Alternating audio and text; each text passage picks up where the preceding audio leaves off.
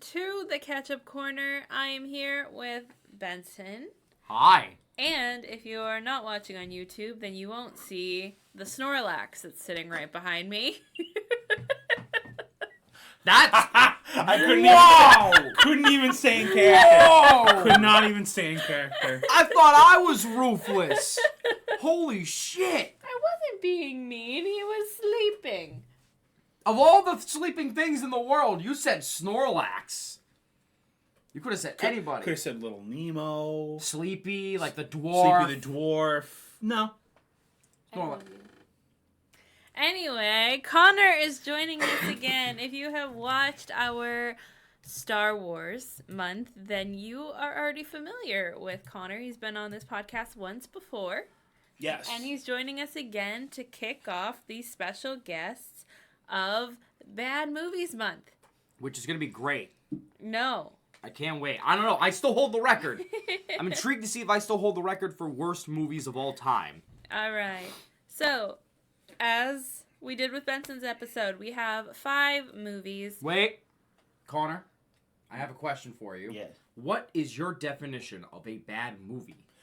A bad movie is, in my opinion, is defined as a movie that does not do its job. It doesn't entertain. It doesn't, it just doesn't entertain. It just doesn't do its job.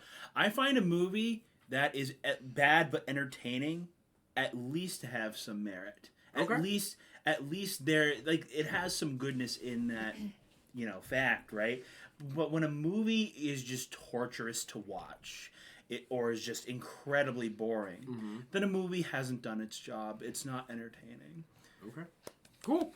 Okay. Okay. Now you can go back. Sorry, I have to do No, that. it's okay. It's like, so just like with Benson, we have 5 movies that Connor has deemed his worst. And I did tell you what they were at the end of the last episode, just in case you wanted to watch any of them with us.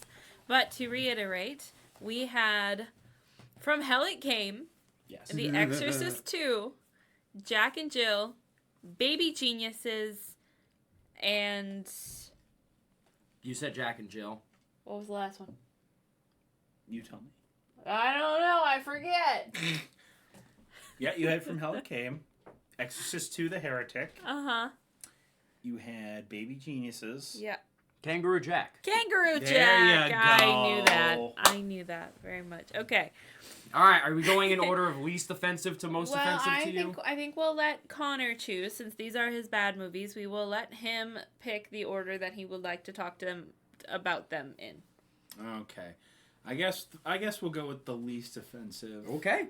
We're gonna I guess number 5, the most bearable, I'd say, is Jack and Jill. I agree, although it is very offensive. So we will let you, just like we did with Benson, we will let you explain why you did not like these movies, why they are on this list, and then Benson and I can say whether or not we agree. Okay. All right, lay it on us. All right. Well, the plot of this movie involves Adam Sandler and his sister Adam Sandler. Reuniting after a very long time of not seeing each other, and they get into all kinds of weird family hijinks. This is a movie that I feel little to none of the jokes land. I felt this really felt like one of those Adam Sandler movies, and it probably was, where they just needed an excuse to get paid to go on vacation. That's a lot of those movies, yeah. Yeah, it really felt like one of those. It probably was. They not only do a lot of the jokes not land, they'll make the same joke over and over again, even though it's not funny. Yeah. Yeah. And like they can't come up with new material; they just have to keep repeating it, and then somehow they got Al Pacino in the movie. I don't know how the hell they got Al Don Pacino. Pacino! That, I don't know what the hell they paid him, but it wasn't enough. Was this the movie he was in where he did Dunkachino? That is Yes! That is the movie. Dunkachino! And then he was like, never, that was awful. Why would you do that? It was so good. Fuck you. Dunkachino's amazing. No, No, but Al Pacino in said, the movies, burn it. Burn it, yeah. It's And beautiful.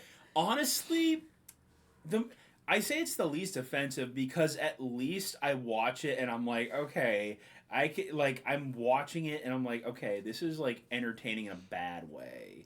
But at the same time, I've seen way more entertaining bad movies than this. Yeah.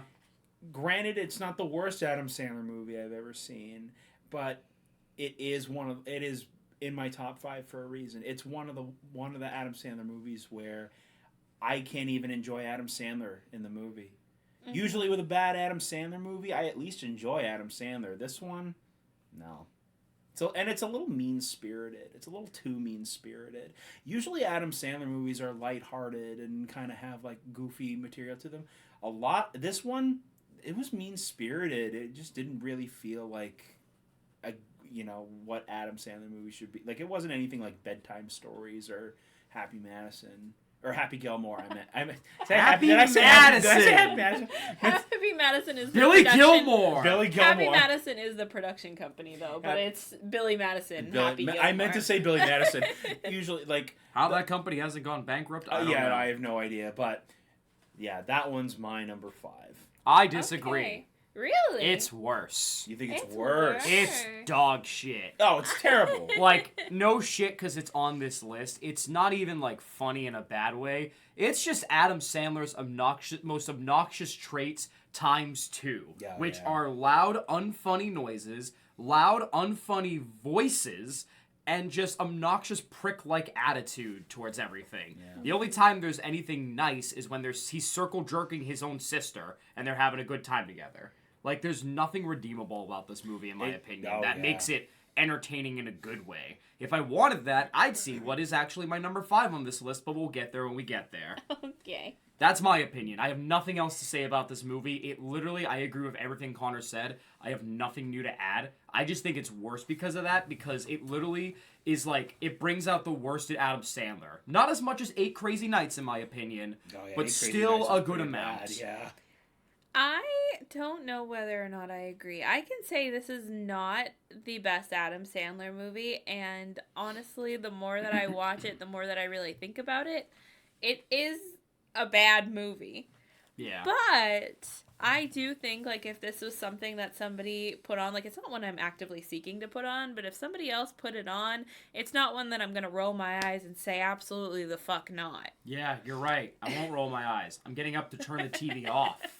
But, like, I wouldn't do that. I still think it has some fun, classic Adam Sandler vibes. But I do think this was kind of the turning point of when Adam Sandler movies started to get bad. Started? Yes. No. Adam Sandler's movies were not 8 always Crazy bad. Nights was the turning point behind the scenes that Abraham Lincolned his career, okay? Oh. I'm just gonna say it.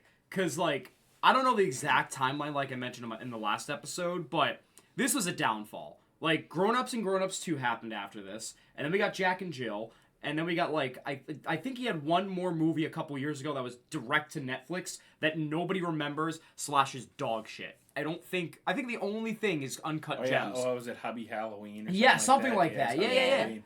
There's a couple movies like that. It's not good. We have a friend who was an extra in that movie, actually. Is that right? From high school. No way. Jack and Jill? No, Hubby Halloween. the Hubby Halloween. Really? Mm-hmm. Who? I'll tell you after. Okay. I don't remember this. What the That's fuck? insane. Yeah. How are people getting into things before me? That's But- wild. but Did yeah, you I really don't- want to be in Hubby Halloween? No thanks, I'm not hungry. Yeah, exactly. I don't think this was the worst movie or Adam Sandler movie ever, but I do agree that it is a bad movie. Yeah. I think, like, the jokes were offensive. It is classic Adam Sandler humor, but I feel like Connor said, it is a lot more mean-spirited in this. Like, there is no, like, oh, maybe certain people will find that funny. No, it's just mean. But that's a lot of his movies, though, at a turning point after 8 Crazy Nights. Fair. They start to become mean-spirited. And Davey is, like, you know, the anchor point, the anchor being, if you will, for Adam Sandler's asshole arc. Mm-hmm. I hate to say it, but... What the fuck does that mean? Anchor being? No, you're just putting together words that don't make sense. Davey is quite literally the anchor, ground zero point of his Adam Sandler's asshole arc. I don't know what the fuck you're talking about. Davey, the character from 8 Crazy Nights. No, yes. But now you're saying Anchor Being and... Yes! Like it's Marvel. Yes! That's the point! That is the starting point from when all of Adam Sandler's characters started to just be assholes, is what Benson is saying. Why didn't you just say that? That is exactly what Benson said! Oh my goodness. I really just said that. Oh dear God. You've been sniffing too much jet fuel, haven't you? Yes. Okay. There were some fun, silly moments in it, though. Like, I feel like most of our Al Pacino scenes... No, Al Pacino was the got, goat. like, a little bit of a giggle out of me. Dunkachino. But he's not supposed to be the star of the movie. But he is. He's the best part of the movie. But he is the star. Not just the best part. He is the star. Dunkachino. Dunkachino. Yes. That's all you liked about What's this my movie? name? Dunkachino! Is that all you liked about this movie? There was no redeemable... No. Nothing redeemable about it? No.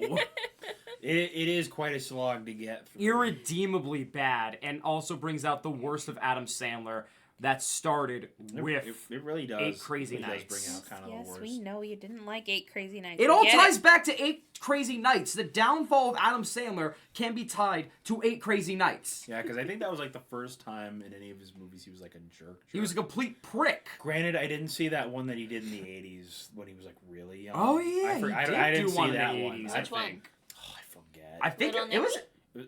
What? Little Nicky? I think it was Little Nicky.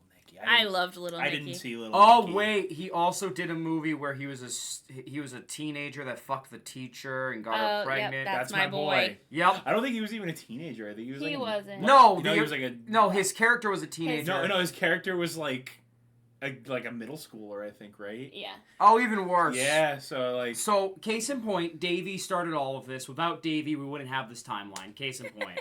So, thanks, Davey. Yeah, I don't Appreciate think there it. really is much more to say about this one. Yeah. All right. It's not great. Characters really aren't that great. It does have some fun actors in it, though. Yes, it does. Dunkachino. Yes, Al Pacino. No. That's it? Dunkachino. Yes, of course. His name will always be Dunkachino. Hell, I want a t-shirt My with goodness that. I want a I actually do want a And I'm gonna t-shirt of that fucking as wear well. that around Boston, and it's gonna be the greatest thing in the world. Oh, boy. Is there anything else we have to say about this one? I hate I it. think we've covered all bases.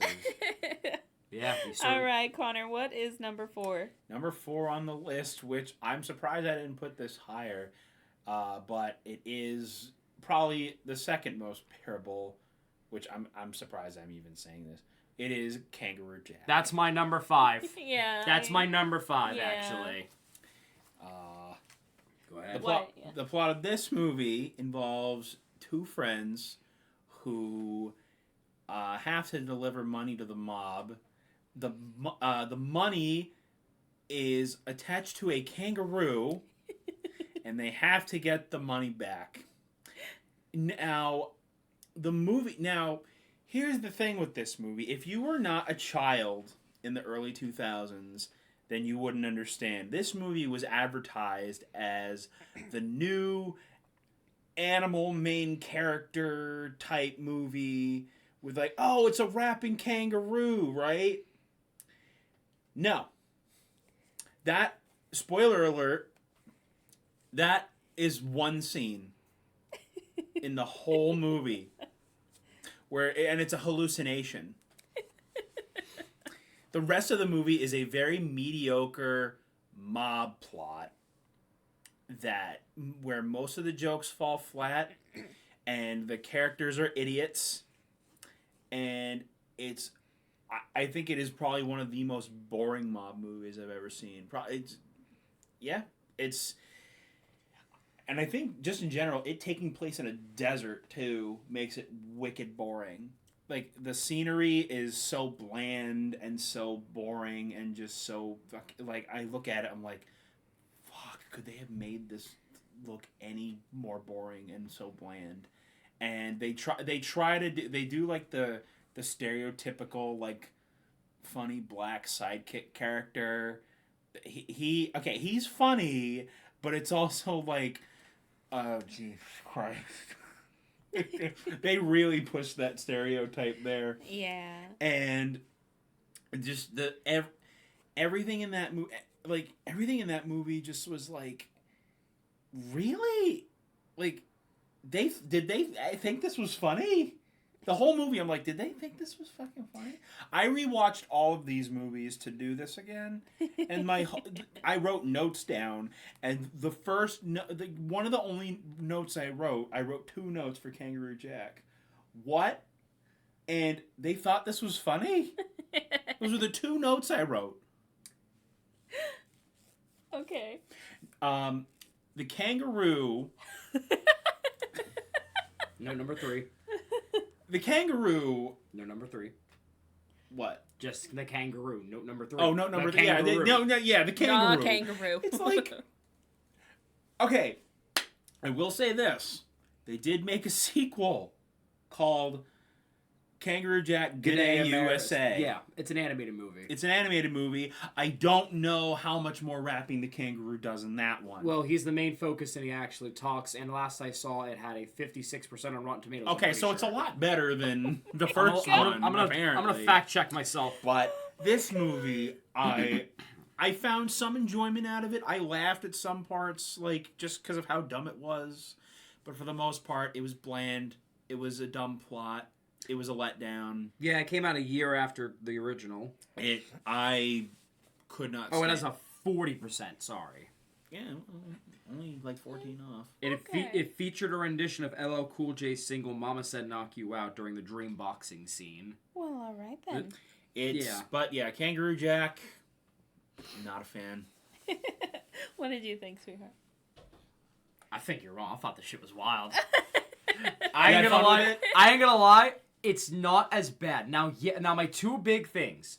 Hate the forced romance. Yes. The over-sexualized jokes got to a point where it's like there's way more than there should. Like the hallucination where he grabbed her tits. I was like, oh, that harassment's not funny. Yes, it was the 2000s, but like... Goddamn. Jesus. And my other thing was I found it wild and like bananas. They, dress themselves as natives to Australia. I remember seeing it and I go, oh my god.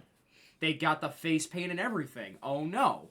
That wasn't funny. Now, is it a little unfunny most of the time? Yes. But does it make it better like when they're basically on the plane talking about grabbing shit to the nightmare of the stewardess? That was funny.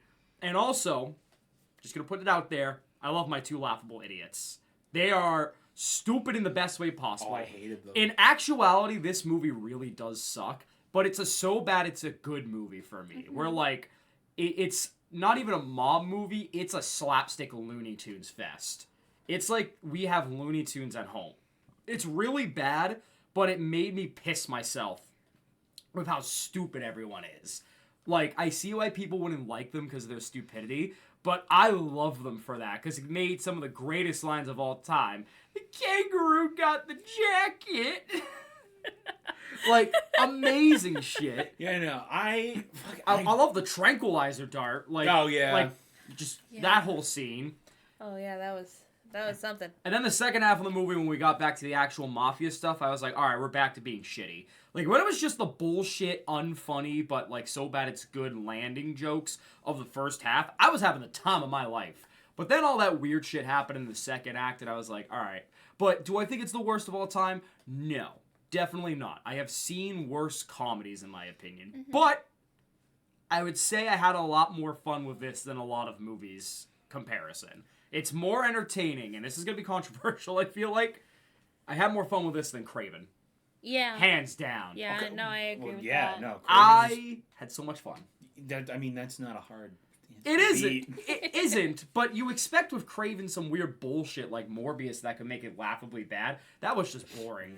Yeah. But this was stupidly fun. I think I had way more fun with this than Christmas with the Cranks, 8 Crazy Nights, and etc. Mm-hmm. And again, I think it being set in Australia, I get why you say the scenery's bland. I just thought it was so bland. That's just Australia, baby. I love that. It had some gorgeous backdrops. It made me want to go to Australia before I remembered somewhere lurking in this grass is a giant-ass spider.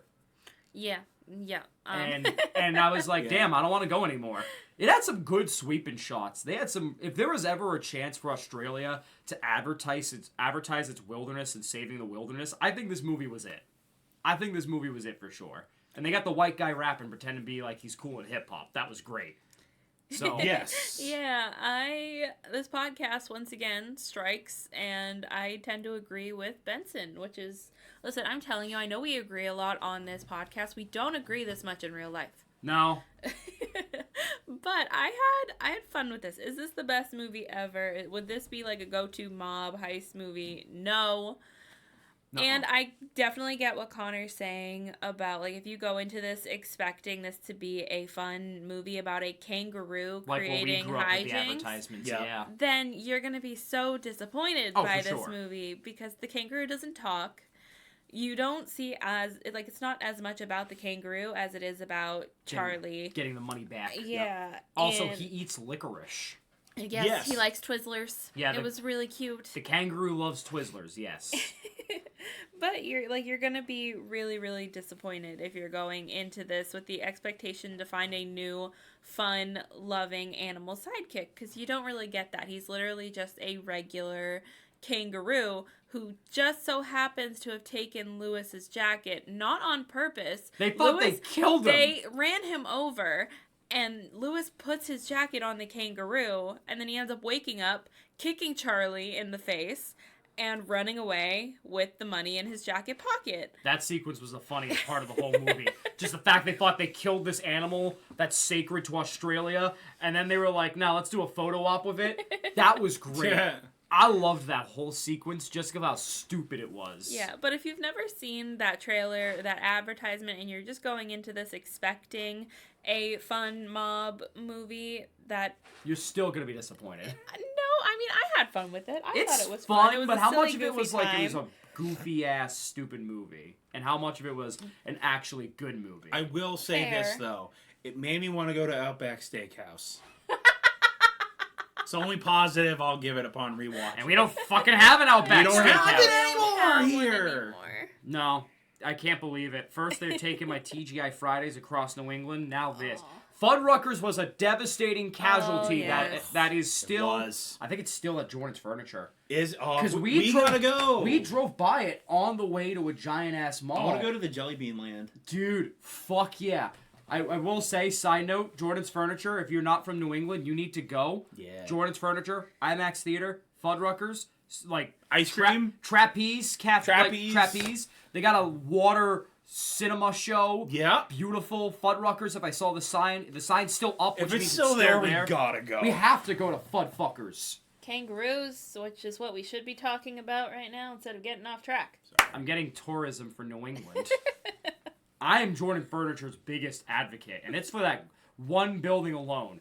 When we went up there for the beds, when my parents tricked us to going there to shop for beds, I was bored out of my fucking mind. Anyways, Kangaroo Jack. It's a stupid time. It is quite a stupid time. It is a but dog. I had fun with this stupid time. It It's wasn't a like dog some shit of the other film. stupid times that I did not have fun with. It's a dog shit film, but it's a dog shit film that I was laughing at. It's like the Cat in the Hat in a way. I'll leave it to anthropomorphic animals to do this to me. Yeah, so bad it's good. Yeah, exactly. Yeah. Yeah. You know, it was definitely lost what made it what it is in the second half, but like, it was worth it still. Yeah. It was worth it, I feel like. It set us up for some success. And that's it. Alright. Do we have anything else to say? I feel like this is going to be the easiest episode ever. Yeah, this one's pretty easy. I don't think there's a lot to say about some of these. Oh, Especially some of them. Okay. Yeah. Yeah. Alright, Connor, number 3 on the list. Okay, number 3 on the list. I debated putting this at number 1, but I'm putting it at number 3 just because I think the next two are just, to the point where like I want to just kill myself from boredom. This one at least gives me something to question, and that is Baby Geniuses. Oh, shit! I agree. Now, It's lower for me. this movie, I debated putting it lower. I don't know how the hell I came to putting it on 3. Yeah, but, you jumped from 1 to 3. That's Yeah. nuts. But the plot of this movie involves, turns out babies at a certain point are really, really smart and talk in a secret language. And there is a mad scientist played by Christopher Lloyd, trying to use them for world domination. Yeah. Now,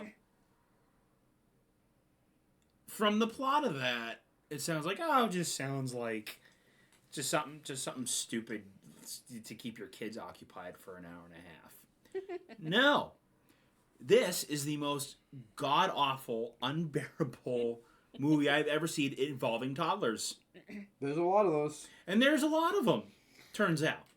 Yeah. This one, besides the sequel, is probably the worst I've ever seen. Wow. The CGI mouth moving. Oh, yeah. That is so bad. It's awful. They tried to make that seem like it was the coolest technology ever back then, and this was the 90s. Okay, we had computers. We did. We didn't have this, and nor did I want this. Yeah. This is so bad. I think that's the biggest anti-selling point for me. Yeah. Is how they just did, because it goes against everything acting should be. Yes. Which is expressiveness. You know? And I get it's about toddlers, but come on. Really? Yeah. It's like they were trying to go for I don't want to say Matrix. Oh, Jesus Christ. I don't want to say... Don't do that to the Matrix. Yeah. I don't know. They were trying to go for something but like a 90s kind of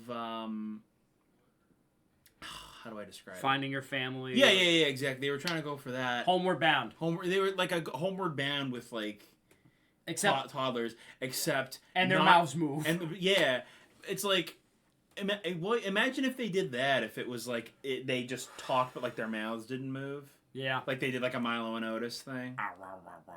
Yeah. Oh my god. It was so bad.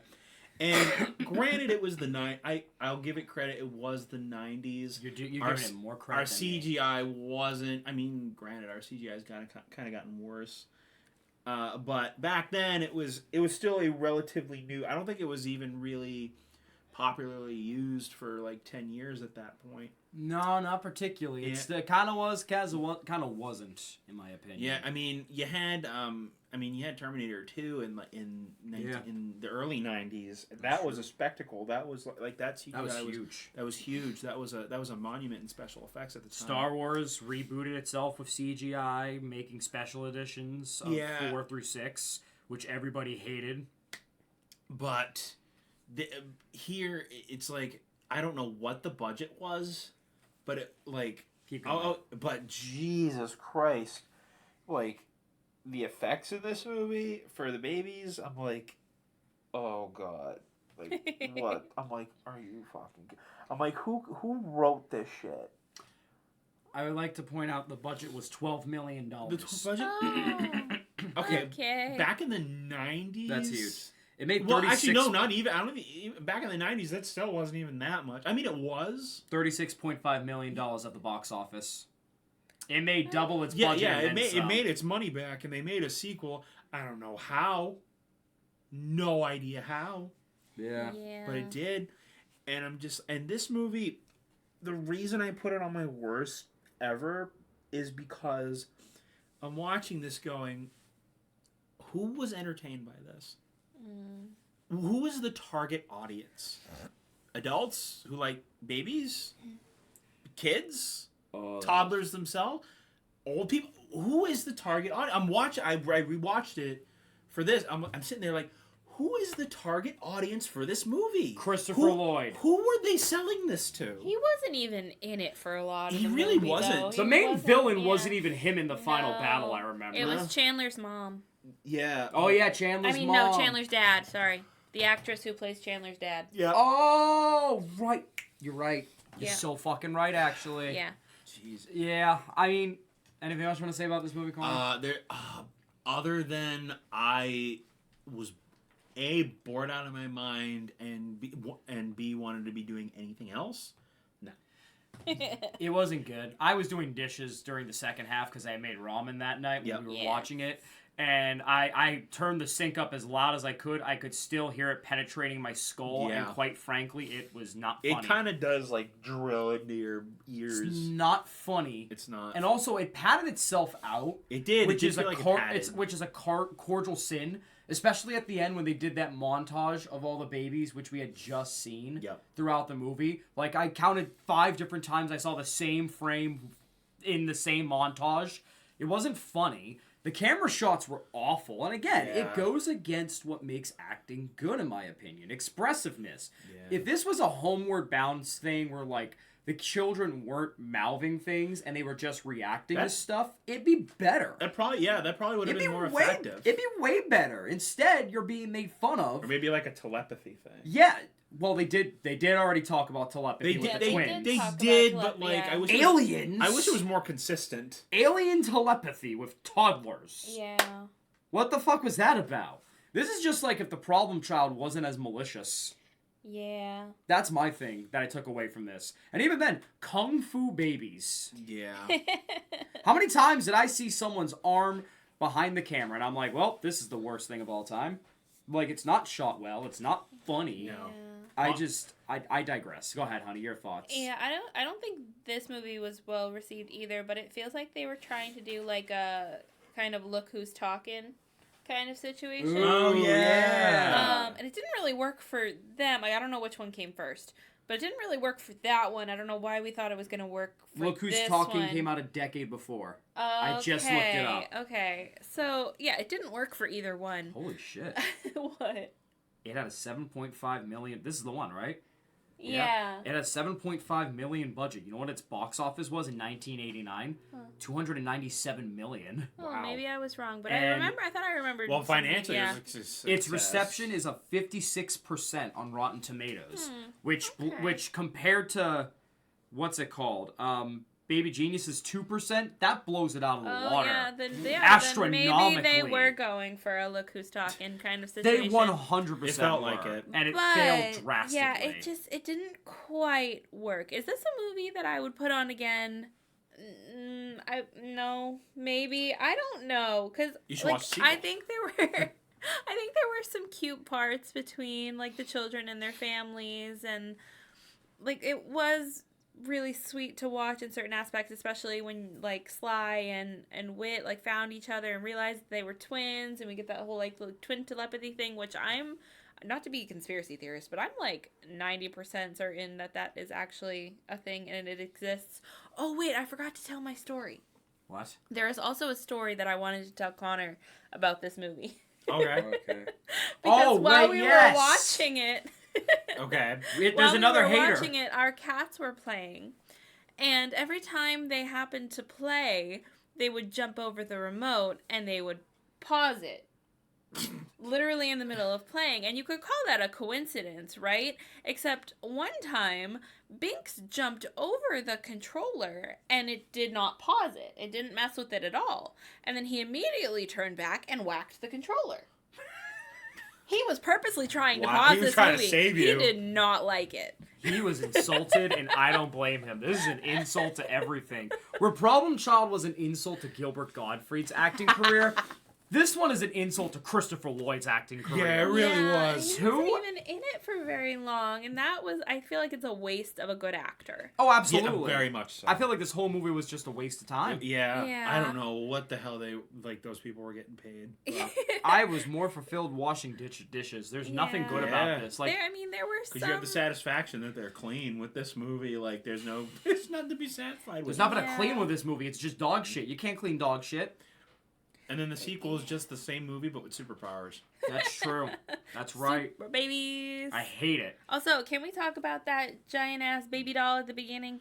Oh, I was ready to punch that? Yes! The animatronics they had a clown animatronic, and then that whole final battle where all the animatronics were attacking, including the giant baby.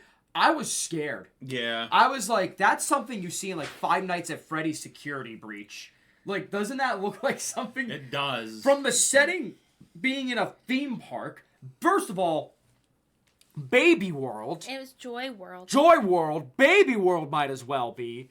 Fucking, out of nowhere, that shit's weird. This literally felt like a Five Nights at Freddy's security breach montage because the animatronics were out for blood. It was not fun. Yeah. I think that was the most entertained, and even then that was because I was like, I'm scared. And that's it. Uh-huh. Yeah, I got nothing else about this movie. I know, it's hard to say. Like, do I think this is the worst movie ever? No. No, because it does have some, like, cute, sweet moments, especially, like, and, like, the main theme of it is as the babies get older, they lose that power to be able to, like, speak to each other and everything. And the meaning of life and whatever. And they grow up.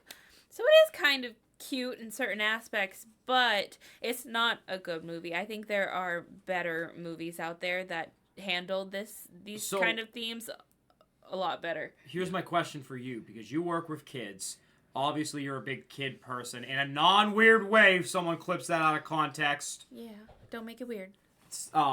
You just like kids. You know, you adore kids. Mm-hmm. How much of this cuteness factor is because the kids were being sweethearts, and how much of it because it was actually a good movie? Yeah. That's my point here, though. But I know, that's why it's like a tough thing. Right. Because it's like... It's not good. No, it's not a good movie overall. I think there are movies that have definitely done this whole thing a lot better, but I'm a sucker for those cute moments. Yeah, you are. I really am. Dogs and kids and cats. Dogs and kids and cats. You can thank me. Fuck you. You can thank me for the cats part. I've converted her fully into a cat person. I've loved cats. I've always loved cats. I just prefer dogs. You didn't love them as much until you met my cats. Yeah, my babies. My Opal and Sophie, and now... Well, I never really had cats growing up. Yeah. I had one, and he was an outdoor cat and an asshole. I Loved that cat. He was an asshole. Fuck that guy. Yeah. Let's move on to movie number 2. Okay, which is number 4. 4. 4. All right, Connor, lay it on us. All right. I feel like I know what the worst. Second to last movie.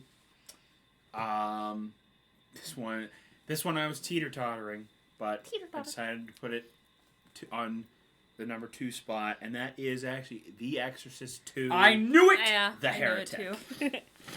The plot of this movie follows the young girl Reagan from the first movie, now a young adult, not Ronald, who is now they're basically like she's going through therapy basically, and they are also investigating spoiler, they are investigating the death of Father Marin, womp womp, which leads them to was it Africa? I think it was Africa. I think it was Africa. I forget. Yeah, I think it was Africa, yes.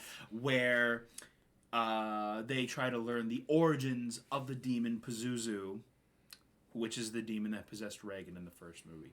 Now, this movie, believe it or not, was directed by someone who did not like the original movie. You can tell. You can tell. It suffers from the fact, when you see a sequel and you're like, this is basically just the same movie. This suffers the opposite problem. It's nothing at all like the first movie. That's true. The movie, it's a confusing, muddled mess. Like, it doesn't really follow any specific story beats. Stuff just kind of happens, and you watch it, and it's really kind of a trip. The whole movie's really a trip. And granted, it was the 70s. There were a lot of movies that were trippy at that time. But this movie was like, you watch it and you're like, I don't understand. Like, there's a whole plot with locusts, and there's like James Earl Jones too, believe it or not. Yeah. Fun fact, this movie came out the same year as Star Wars, which James Earl Jones was also in. So, I wonder if he was filming both at the same time. He probably was. He might have been. And he plays like a tribe leader dressed as in a locust costume, and he spits a tomato on a bed of spikes. And I'm watching it, and I'm like, what does this have to do with anything? He's having so much fun. I'm like, what does this have to do with Pazuzu? What does this have to do with Reagan? What a guy. But the movie was actually so poorly received that it was pulled out of theaters to be re-edited. Once it was re-edited, it was put back in. Didn't really make much of a difference. Yeah. This is a movie that I really can't recommend to anybody. This is like, whether you're a fan of the original or not. This is one movie I can't even really say. Yeah, it's worth checking out for any reason, besides James Earl Jones. If you're curious about James Earl Jones, then you can watch it. But other than that, I don't like almost no plot. Whatever semblance of plot there is, it doesn't make much sense. It's not interesting. The first movie made the whole demon possession interesting. Like, there was mystery to it, and it was scary, which also gave it some intrigue. Right. But here, like, there's no intrigue. Like, nothing about it really drew me in. And I really don't know what the director was going for. Whether you hate the movie or not, you'd think you'd want to make, like, a cohesive movie. Regardless. No, apparently not. Like, this movie was so muddled, and, like, I really didn't... I rewatched it again. I'm like, okay. The first time I watched it, I was 13. And I was a fan of the original, and I was like, wow, that sucked. But I watched it again recently, and was like, okay, maybe it's just because I was a young teenager. Maybe there's something else here that I'm missing. Yeah. No. I had the exact same experience watching it again. Couldn't get into it at all. It's bland. The soundtrack is kind of mysterious, but nothing I would really write home about. It's all around just kind of a snore fest. Yeah. And I couldn't really recommend it to anybody, whether you're a fan of the originals or not. Yeah. Well, Benson's still ordering food. I have never seen the first Exorcist. I was planning on watching. Sorry for your loss. I'm sorry. We recorded this podcast and I watched the second one. I just did not have the time to. But going into this movie, not really knowing anything other than that Reagan was in the first movie, this was so boring. Yeah. And if I had to, like, I'm still gonna watch The Exorcist eventually, but like, this does not make me want to. Yeah. It was there was nothing intriguing about it whatsoever. The characters didn't really care for. The only thing that I was somewhat interested in was Reagan's character, because I feel like I knew her face from somewhere. But it was only because I had seen her in an episode of Supernatural. Oh, Supernatural? shit. No way. She was in an episode of Supernatural, and it's really funny because they actually make a joke about like what she looks like, and they were like, Dean's like, "Oh, does she look familiar to you?" And like the joke that you're supposed to understand is that she was in The Exorcist, and obviously they hunt demons. Yeah. So Funny. yeah, but that's how I know her. Otherwise, I had no intrigue in this movie whatsoever. I'm glad it was only like an hour and a half. Wow. Yeah. So standard length, but it was. It felt like forever. It felt like forever. The locusts, like, if you don't know, like, this movie doesn't explain anything to you. No. If you don't know that locusts are like a sign of demonic activity, you're like, what the fuck are they doing? They're here? also It a part of the literally makes no biblical sense. plague. That too. Yeah.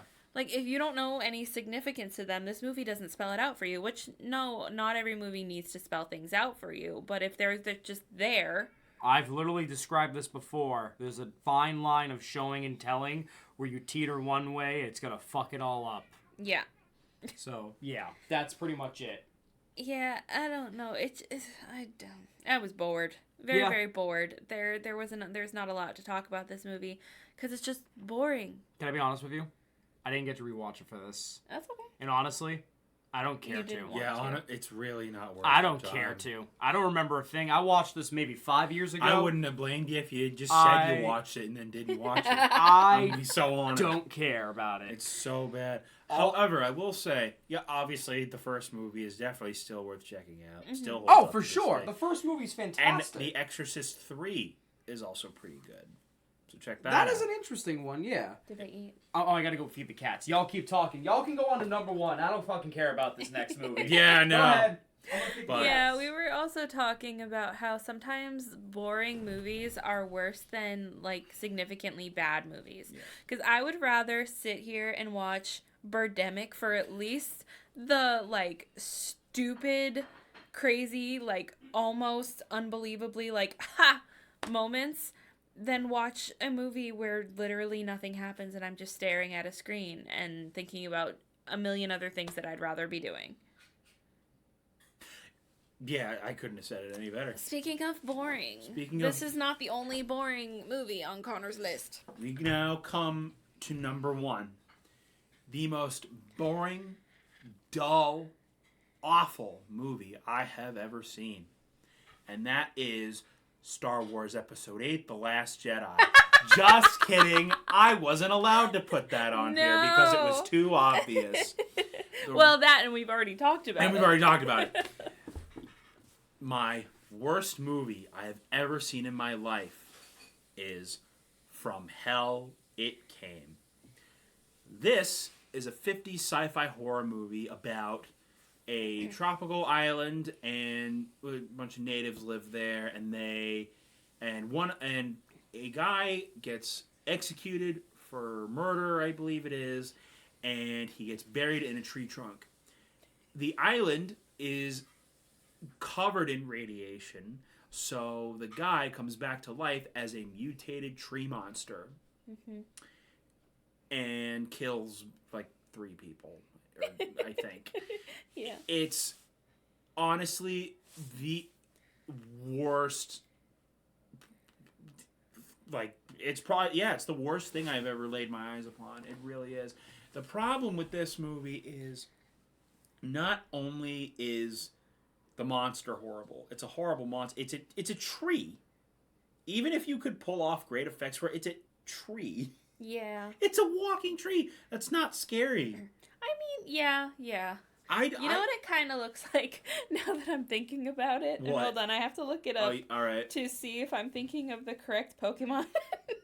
Oh no, I think I know what you're talking about. It looks like a giant version of the Galarian mouth. Meowth. It does look like. Oh god. If you're on YouTube. It looks like if Galarian mouth smelt like yeah, you diarrhea. can't really see that.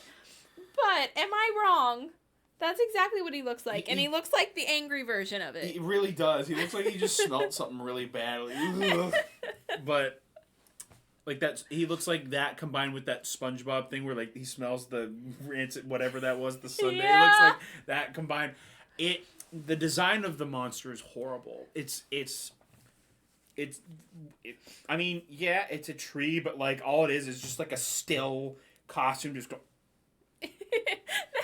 That's exactly what it is. He's walking like an Oompa Loompa. He really is. Oh my god, we were making jokes all through it. This movie is by far the shortest one we've watched for this month. It is 1 hour and 14 minutes long. Yeah, it's so short. But It felt like 3 times that. This is the first movie that we've considered literally shutting off.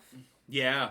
Because, well, A, for time's sake, and B, just because it was so It's not like there was boring. time lost. Did you hear what I said that the tree monster looked like? Galarian Meowth. I heard you. Sorry, I was taking a minute because Binks was trying to eat Max's food, and I was like, hey, stop it.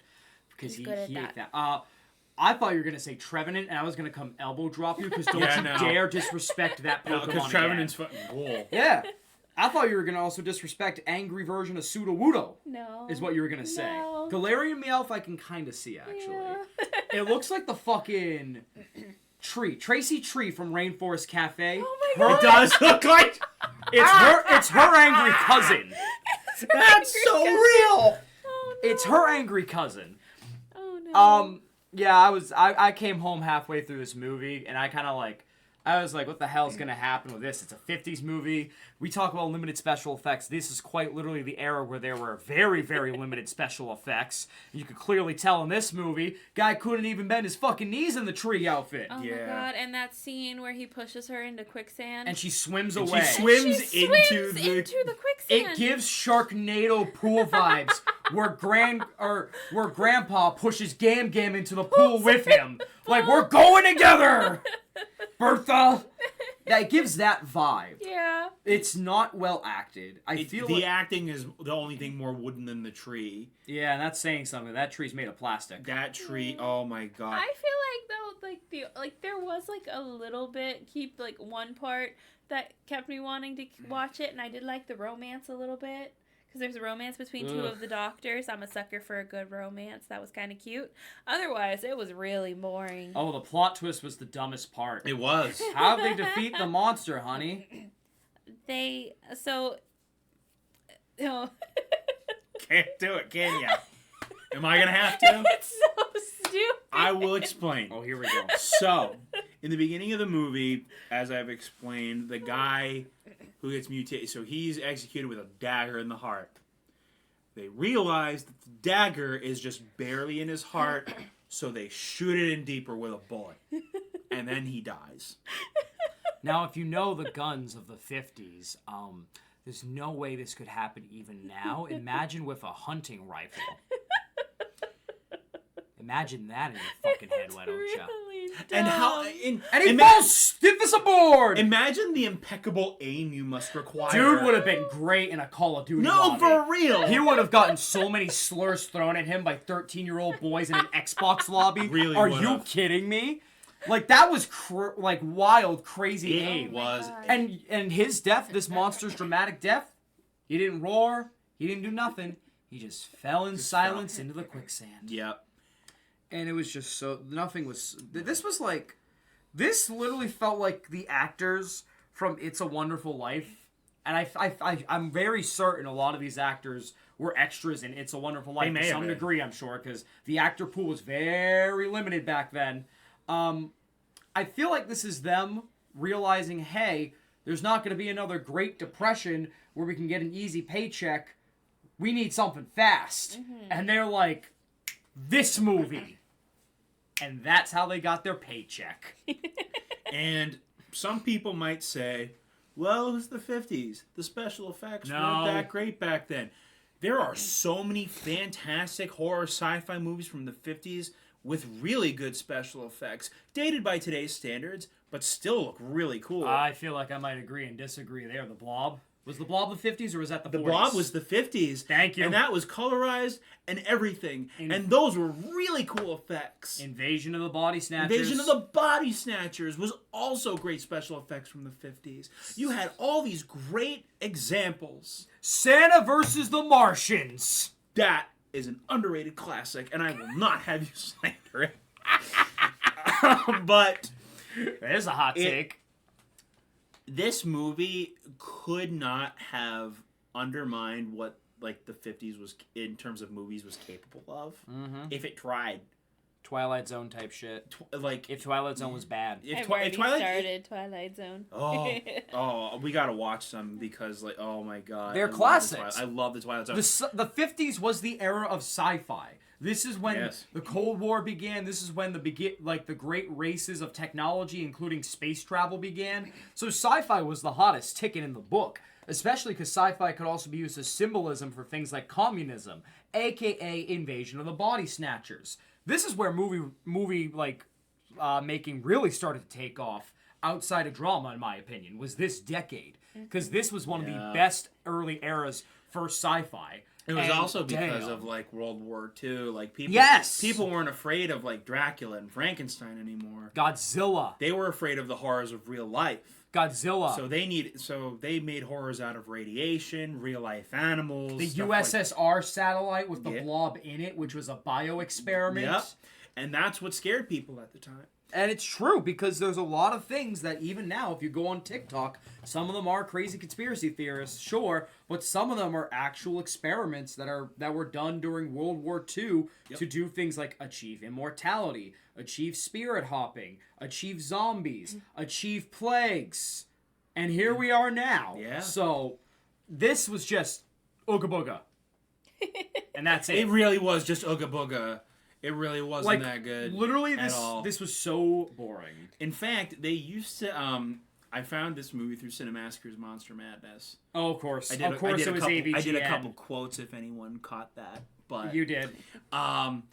They actually, and James Rolfe even said this at the end of his review, that they charged $30 for the DVD at the time. Oh. Which is a lot. Well, at the time of his review, Yeah, rather. which is a lot. It was like $25, $30, and I'm like, wow. I found it on Tubi for free. Yeah, now we can watch it on Tubi for free. Yeah. That should tell you a lot right there about this movie's history. It's, now, the reason I put this one at number 1 is because, unlike with Exorcist 2, where it's like, oh, James Earl Jones is in it. That's interesting. And it connects with a good movie. Okay. There's some merit in the slightest. From Hell It Came has nothing redeemable about it. Yeah. The whole movie is people talking, and then you occasionally see the tree. And the tree is not... the tree's boring. The tree's boring. Mm-hmm. Like, it's not scary. It's not even laughably bad. It's just kind of boringly bad. I can't recommend this movie to anybody. No. This is one where I'm just like, yeah, absolutely stay away. The call from the pizza place that I just got was better than that movie. What? So, here? Yeah. Well, no, I didn't deliver it here. They it ran out of Sprite, so I substituted for orange soda. So. Oh, there we go. But loves orange soda. Did either of you get that reference? No. Keenan and Kel, what the hell is wrong with you? I love Keenan and Kel. I know that then reference. Then you should know the reference. Well, I just didn't care. Kel loves orange soda. Okay. But either way, this whole interlude was better than that movie. And I didn't even see all of it. I just caught the second act, and it was all talking. Yeah, the movie. Talking the movie. Birdemic, if it was an actual movie. But, yeah. I got nothing else to say. Yeah. I do have a question for Connor, though, before we start wrapping it up and getting to our total ranking for now, or updated ranking. Okay. So, you were told that you were not allowed to put The Last Jedi on this list. Yes, that's correct. He was. Because we have already talked about The Last Jedi. Yes. I feel like The Last Jedi would be, out of the 5, if I have to be Connor. If I was Connor, which I'm not, I would say Last Jedi would probably be number 4 or 5 on this list if I was Connor, in my opinion. Yeah, so if you were allowed to include The Last Jedi on this list, yes, which would you have replaced it with, and where would you have put it? That's a really good question. There's an easy answer for me here. That's an easy LeBron James alley-oop type of thing. You know, Marchand to Pasta to Bergeron, he scores type of thing. Mm-hmm. So what's your answer, Connor? Okay. Now, they're going to say I'm overreacting. They're going to say I'm overreacting. They'll be like, oh, Connor, you don't really mean that. You're just saying that to be a goofball. I'm not. I would take out Kangaroo Jack. Same. Okay. I would Same. take out Kangaroo Jack. And then I would just kind of keep the same order. But now it would be... So it would be Jack and Jill, Baby Geniuses, Exorcist 2, From Hell It Came. And then it would be Star Wars Last Jedi at number 1. And here's why I say this. Here is why I say this. From Hell It Came is a standalone. Okay. It's not attached to anything. I don't care. Okay. The Last Jedi is attached to one of my favorite franchises of all time and made crazy, awful choices that I hated. And for that, I cannot forgive it. It is my number 1 least favorite movie ever made. I know one person that's going to be a special guest that's going to call Connor overreacting, in my opinion. I know one special guest from his movie Basement that's probably going to laugh at Connor's answer. Yes. I cannot wait for that episode. That's going to be a fun episode. I don't agree, but I do see why when you put it that way, and I figured that's why you put it that way. But that also goes into the continuity and canon episode we're doing in part 2, where, you know, what at that point, since the sequel trilogy doesn't really have anything to its name right now, and everything just feels like connecting the dots to the sequel trilogy, maybe yes, no, you could just ignore the sequel trilogy and consider it non-canon. Yeah. This is a standalone where I'd argue that's worse because it's making its own rules and doing nothing with them. That's but also, a good I point. don't disagree with why Last Jedi is your least favorite, because that is a huge factor, in my opinion, for stuff like this with long-running series that are inevitably going to have flops. So, I'm like, I get it. if they're making a lot of things, not all of them are going to be winners. Of course. I get that. No, of course. But the fact that they went that route. Which I get. Which I still get. I'm like, no. I do get that. Okay, cool. That was a good answer. I knew where that was going, though. All right, so before you get to your... Actually, no, get to your ranking, and then we're going to answer the question. Get ready. What question? Get to the ranking. Okay, so to remind you what our current ranking is of all the bad movies we have watched. In 10th place, we have Cat in the Hat. 9th, Christmas with the Cranks. 8, 8 Crazy Nights. 7, Problem Child. 6, Craven. 5, Sharknado. 4, Winnie the Pooh. 3, The Last Airbender. 2, Food Fight. And 1, Birdemic. What the hell is wrong with you two? That was more entertaining than half these movies. All right, start the list. Okay, so I think... I don't think Kangaroo Jack was awful. I don't think it was better than Christmas with the Cranks, but I don't think it was worse than Cat in the Hat. So it's gonna go... I think it's going between Cat in the Hat and Christmas with the Cranks. Okay. All right. Understandable. Okay. And then... Oh, this is where it gets tough. Okay. I think Jack and Jill is... Oh, is it better or worse than 8 Crazy Nights? Okay, I'd argue... it's equal. In its own way, it's equal. So I'd put it just below. I think it's... better than 8 Crazy Nights. Oh, wait, no, that's what I meant. My bad. Yeah, I think it's better than 8 Crazy Nights. But, like, just. Just, yeah. So, like, right after Christmas with the Cranks and between 8 Crazy Nights. Wow, another Adam Sandler movie. Go figure.